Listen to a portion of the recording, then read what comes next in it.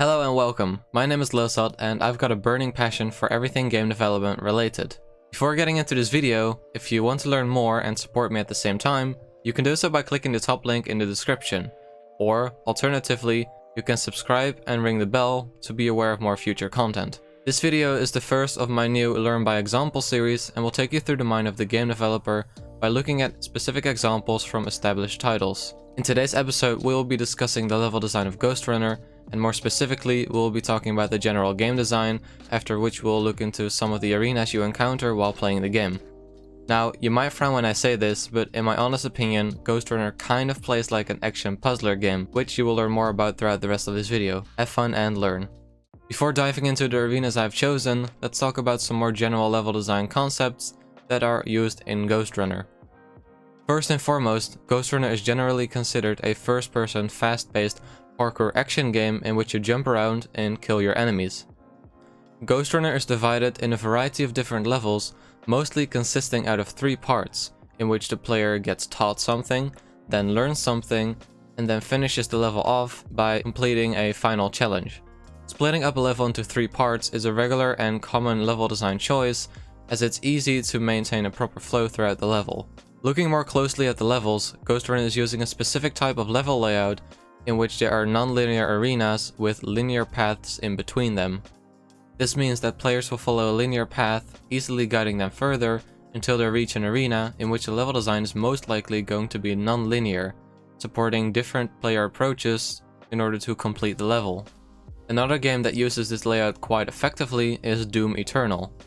Now, getting into the specifics of the level design in Ghostrunner, it is clear that its main purpose is to give the player a lot of freedom to move around, so they can really grasp the feeling of being this super speedy and jumpy cyber ninja that they all bought the game for. Supplying this with a variety of different parkour elements, abilities, and enemies is what brings us this amazing game called Ghostrunner. Alright, so let's start with the first arena, of which I'll show you a playthrough right now.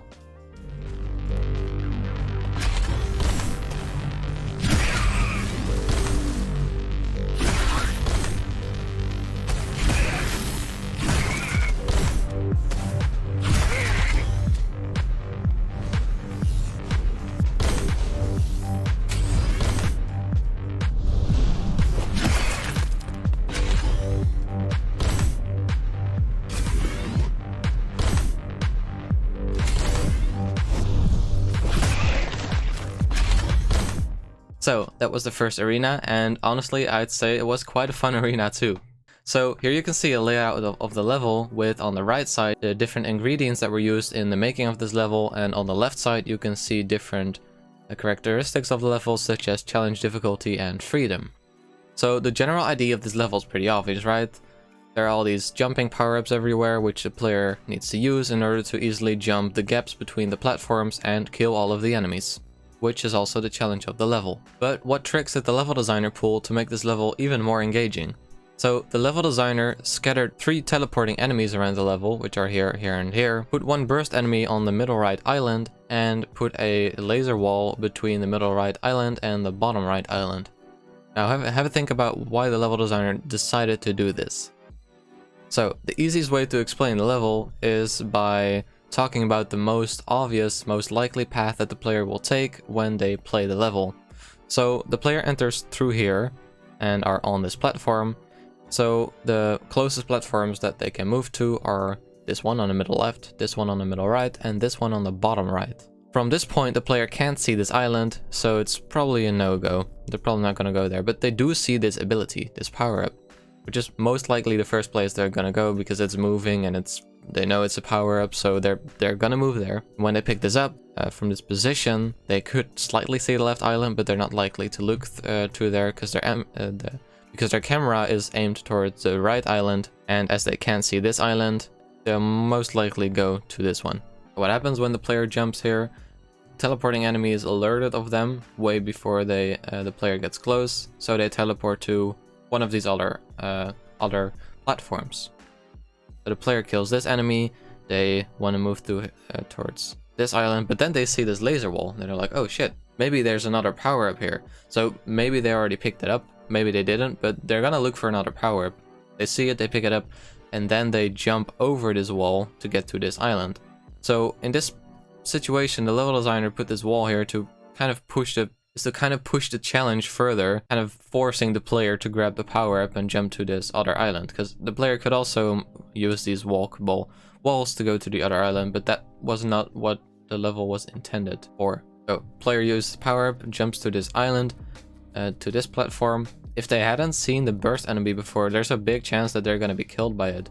Why? Well, if they jump straight towards the burst enemy, it'll be difficult for the player to dodge the bullets as they're heading straight towards the burst enemy, and they'll most likely die. But the next time they'll jump here and then they'll be able to kill it.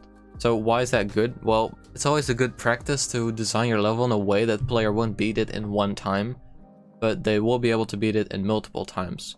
And it's most importantly that when players don't beat it the first time, there has to be a good reason for that, and they have to understand that so they can beat it the second time. Player jumped towards this island. This teleporting enemy has most likely teleported away to another island, and I think you're starting to see why these teleporting enemies are also so important in this specific level, especially with the challenge of this level. Because every time the player jumps towards a new island, these teleporting enemies are going to be teleporting to yet another and another one. So therefore, the player is going to be moving a lot more, using the power up a lot more, and jumping a lot more from island to island, which is exactly what this level was designed for. So they'll play a very vital role in making this level design work well, and altogether it was an extremely fun level to play, and it definitely teaches the players to use these power-ups. Yeah, I really liked it. Next arena, Alleviated. First I'll be showing you some footage, after which we'll go over the level design again. Try to understand why I called it Alleviated.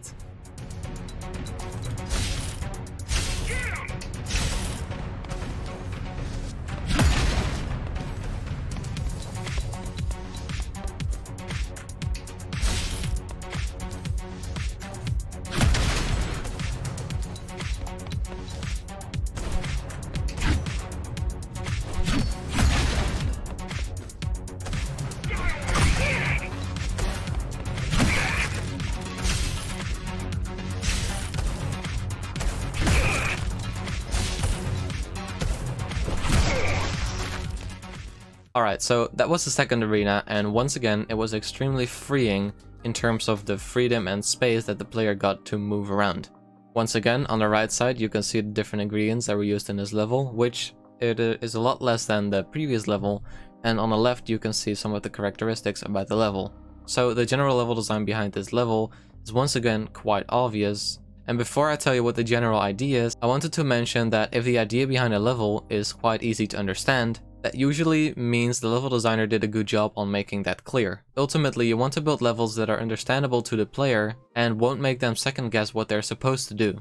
The idea behind this level in particular is that from the moment when the player enters the arena, they're almost entirely supposed to jump from wall to wall, constantly being either parkouring or flying around through the air. The challenge then is to parkour and kill by destroying the orbs and then the enemies. The difficulty of the level is, in context of the regular difficulty, moderate. This level really tests the player's ability to use these ziplines and parkour skills without putting too many difficult enemies in the areas around them. The freedom inside of this level is insane, and it feels fast, free, quite simplistic and fun. The reason I say simplistic is because you don't have to pay attention to a lot of different things, but can rather focus on using the ziplines and walls in order to move around.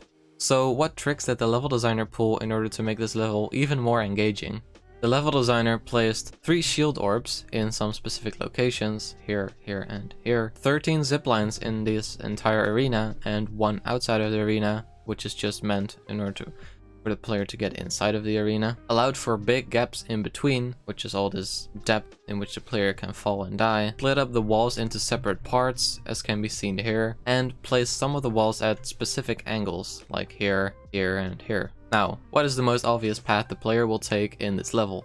As they first enter the arena, they will take this zipline, which will bring them around here. Then they could theoretically do a 180 and take this one, but that's not very likely. They're just gonna take this zipline that's right in front of them, which is number 2.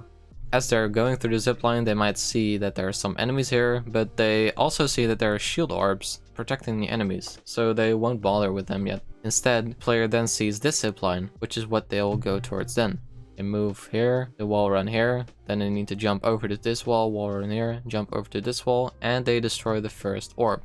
In this situation, it's quite awkward for the player to jump over to this wall, but they can. It is possible, but you're most likely going to continue wall running. Jump over here, and then jump over here.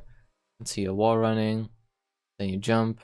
And once again, you see that this enemy still has a shield orb, so you don't really have a reason to kill them yet. So you just take this zipline, continue walking, and you see that there's another shield orb. So you see how the level design is kind of guiding the player already. These walls, there it goes here, the wall's kind of like this, curved.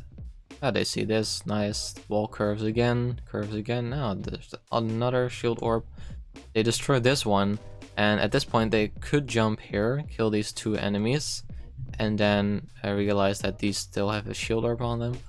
Or they could continue, which is what I did, and I think as most people do, is that they continue here, wall jump over here, jump here, and then this wall is curved like this. And then the player jumps here, and then they're here, and then they're wondering where is the last orb. See, the thing what the level designer did here was they broke the flow of the level in order to make it more challenging. And that is also something that's done in level design quite frequently. I've especially seen it a lot in Ghostrunner, but it's something you have to be careful about because you don't want to break the player's immersion or break their experience of the game. But in this case, I would say that it's definitely justified. You see that they already entered the arena. They destroyed these two shield orbs. They only have to destroy this one more shield orb. They go here and their flow is broken. And as they walk here, they will see this line, you know? They'll know there's an enemy here. So the line must be coming from behind there. But to take this zip line after jumping here, it's kind of awkward, but you could do that. But I think most people just walk here. Then they drop down here and they might take this zip line and then zip this one, destroy this one, this shield orb, and then move here where they can kill these enemies and then these two enemies. But yeah, all these zip lines make sure that the player is constantly kind of alleviated, moving through the air and feeling this constant freedom through this level.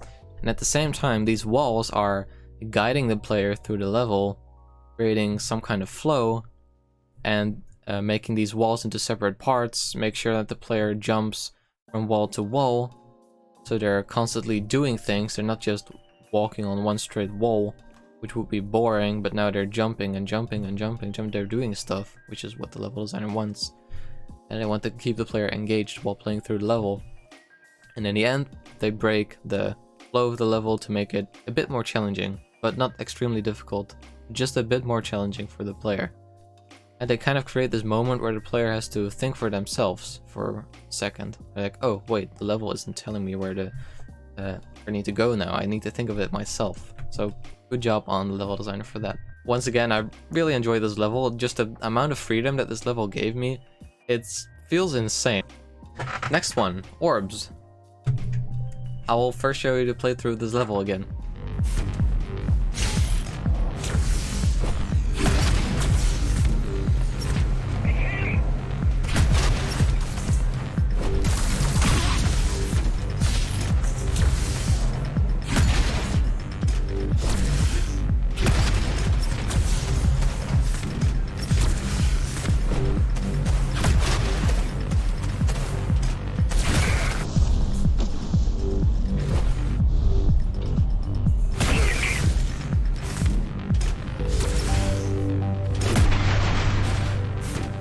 So that was the third arena, and I hope you're starting to see why Ghostrunner could be considered an action puzzler game. Here you can see a map of the arena once again, with on the right side a list of different ingredients that were used, and on the left side different characteristics from the level.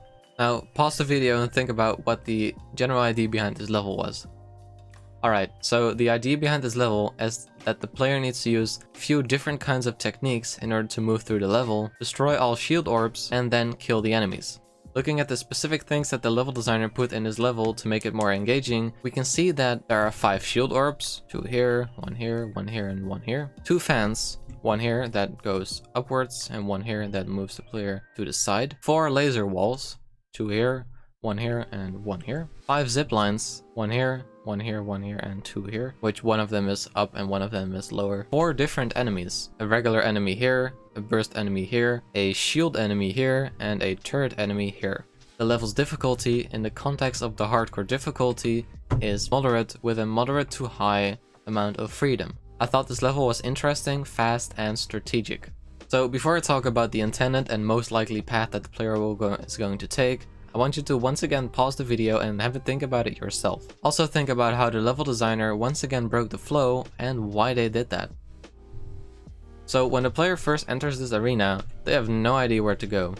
They see this shield enemy with like 5 different shield orbs connected to them, and they're like, oh no, what do I do? They might take this zipline, get somewhere here, try to kill this shield orb the first time, but they're probably gonna die in the process as they don't know this. No regular enemies here, they're gonna get killed by them as they're moving here, or they're gonna move through the wall, or this shield enemy is also very likely to kill them as they're moving to here. It's quite a no-go, but the first shield orb that the player, well, the intended path for the player is that they first take this shield orb, which they might not see in the first few tries, but after a few times they will see it.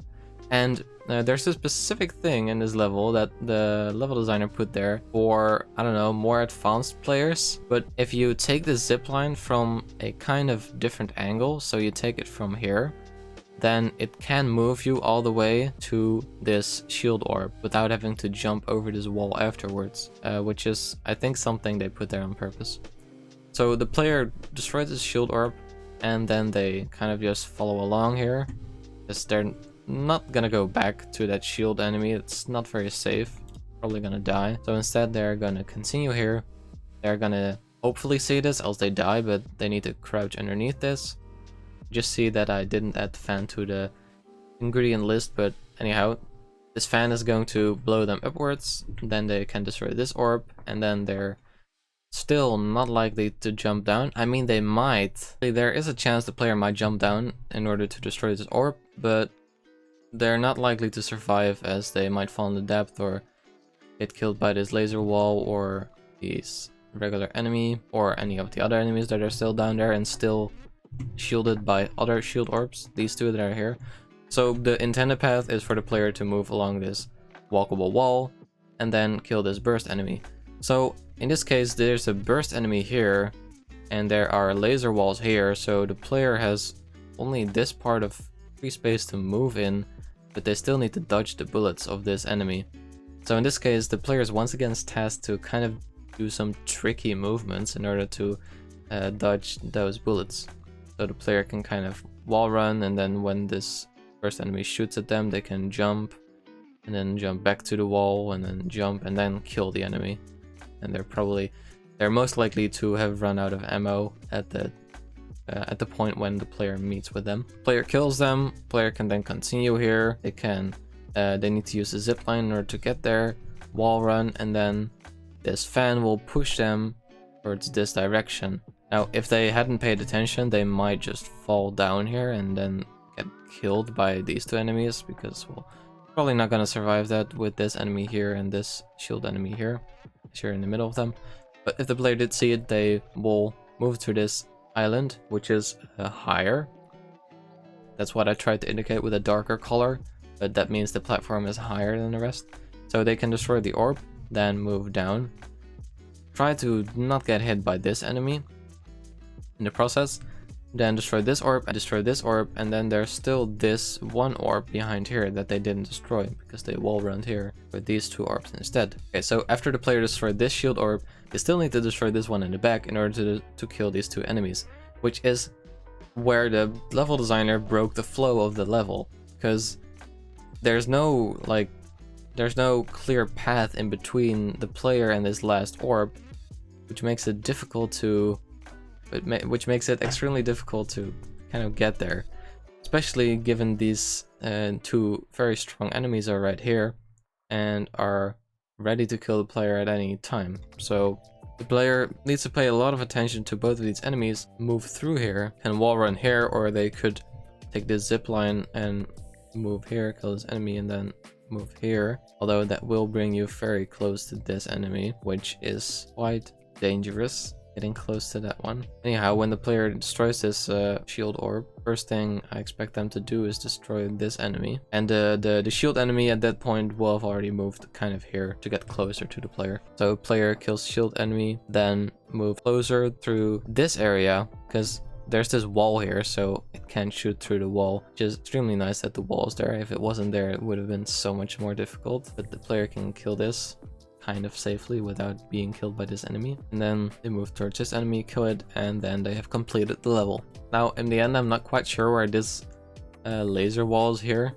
I didn't really find it difficult that this wall was there, but I guess it's a dangerous spot to be in. Like, if you're here, you don't want to be there because you're in between these two strong enemies. So maybe the level designer kind of put this wall here to scare people away. But in practice, it didn't really, it didn't impact my gameplay at all. So it didn't make it more difficult, at least for me. So more in terms of general design in Ghostrunner, I wanted to quickly show this one example with all of these laser walls inside of this hallway.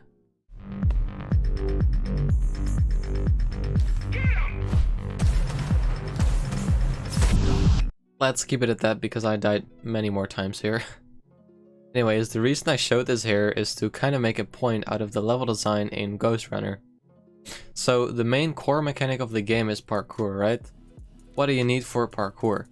You need space, room to move in freely. And what did they do in this situation?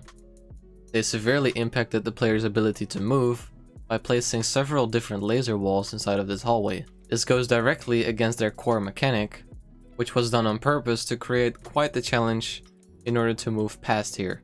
In the regular game, this isn't utilized all that much, but when playing through the hardcore version, the level design is urging the player to take different approaches by impacting their ability to move freely through the levels. Now, why do I think Ghostrunner plays like an action puzzler? To me, each and every arena feels like another puzzle I have to solve. The puzzle pieces being the structures, enemies, power-ups, and more that I can use in my approach to completing the level. The first time, and sometimes even the first 20 times, you might not see how these pieces fall into place, but after a while it always clicks. A big and thorough process went behind the design of these levels and arenas within them to create this truly special assassin-like parkour game, which I and many others have loved a lot. Alright, so to freshen out what we learned in this video, we've talked about general concepts and 4 different arenas. In general, we learned that Ghostrunner is a first-person, fast-paced parkour action game where the levels are generally divided into 3 different parts. This allows for an easy and proper level flow in which players get taught something new, then learns to master it, and finishes off by completing a final challenge.